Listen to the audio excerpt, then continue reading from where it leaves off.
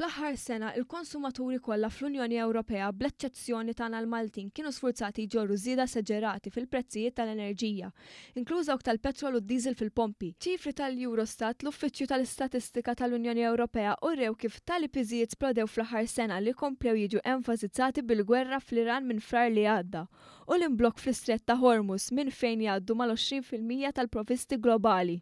F'Ġunju li għadda l-ogħla żidiet fil-prezzijiet tal-fuels imqabbli mal-istess perjodu sena qabel ġiet irreġistrata fil-Bulgarija bżieda ta' 26%, segwita mill-Litwanja, ir-Rumanija, il-Finlandja u Lussemburgu, fejn ir-rati kollha qabżu biżjed minn 20%.